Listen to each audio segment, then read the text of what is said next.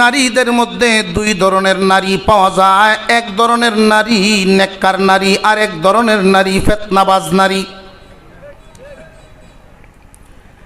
আমার উম্মত তামাম দুনিয়ার সব কিছুর থেকে যেই পরিমাণ ফায়দা পাবে, একজন নেককার নারী এর চেয়ে বেশি ফায়দা দিতে পারবে। এই হাদিসের এই কথা আপনাদের পুরাপুরি হিসাবে বিবেকে মিলেনি। ইমানদার হিসাবে তো নবীজির হাদিস অবশ্যই বিশ্বাস করতেই হবে, কিন্তু অনেক কথা বুঝে না আসার কারণে, না বুঝার কারণে বিবেকে বাড়ি খায়, খুঁজে সঠিক বেঠিক তালাশ করে। আল্লাহর রসুল যা বলেন, তামাম দুনিয়ার সব কিছু মিলিয়ে যেই পরিমাণ ফায়দা দিতে পারে না, একজন নেককার নারী এর চাইতে বেশি ফায়দা দিতে পারে। এটা বিবেকে লয়নি। আর জোরে কর। পক্ষান্তরে একজন মানুষের যদি তামাম দুনিয়ার সব কিছুই আছে, কিন্তু বিবি বালানা ফিতনাবাজ নারী তার জীবনে ঘটছে, এর জিন্দিগি তামা তামা।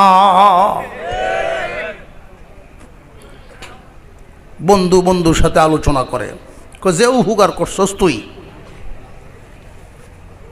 তুই যেও হুগারটা করছস, আহা, এটা বলার মতো না। কোন দিনের শত্রুতা মাসি, কোন দিনের জিদ মিটাইছস, এরকম এক সাথী বাউ ঘুরে দিছস।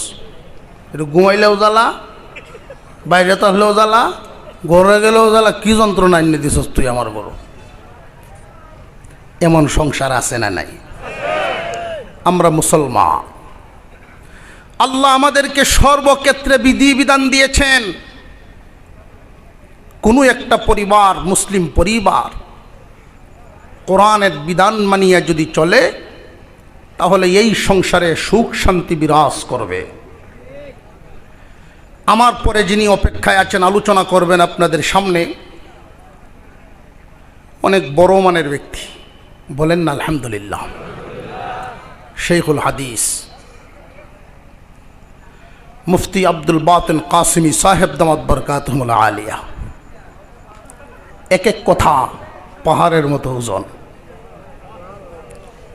এটা আমাদের জন্য নিয়ামত, আমাদের জন্য কি নিয়ামত। আমি আপনাদের স্থানীয় মানুষ, এক মাহফিলে দেখা না হইলে আরেকটা তুইব, দোয়া নেওয়ার জন্য বইছি।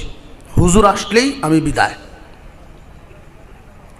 হুজুর একটু খানা খাচ্ছেন, খেয়ে আসতে যতক্ষণ লাগে, এই জন্য আমি বিস্তারিত আলোচনা করতে পারবো না। যেই বিষয়টা ভাবছি এটা একটু লম্বা হয়ে যায়।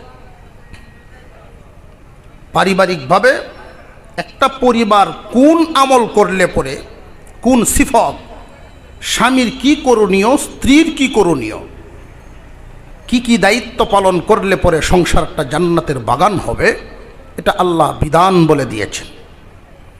স্বামী স্ত্রীতে যদি ঝগড়া দেখা দেয়, এই ঝগড়া কেমনে মিটাইব, এই কথাও আল্লাহ বলে দিয়েছে। প্রথমেই 1 2 3 মেরে দেন না, মারুই আছে না নাই? তালাক সুন্নত তরিকার তালাক আছে, বেদাতি তালাক আছে, হারাম তালাক আছে। আমি মাঝে মাঝে ভাবি, উম্মতে মুহাম্মাদি, আমরা মুসলমান, সুন্নত তরিকায় তালাক দেয় না, বেদাত তরিকায় বেশি দেয়, বেদাত তরিকায়। এটার কারণ, যেই বিয়েটাই হয় বেদাত তরিকা, এটার তালাকটা তো বেদাত তরিকায় হইতো। বিয়াটার সময় আওলা, সুন্নত তরিকায় বিয়া হইছে না। যে বিয়াই হইছে না সুন্নত তরিকায়, তালাকের সময় সুন্নত খুঁজবো। আমি সংক্ষিপ্ত আকারে একটা বিষয় আপনাদের সামনে একটু স্পষ্ট করতে চাই। আমি দেখতে পাচ্ছি অনেক কম বয়সী যুবক ভাই আছে আজকে আমার মাহফিলে, অনেক মুরব্বী আছে, অনেক যুবক আছে অবিবাহিত, বিয়ে শাদী করছে না।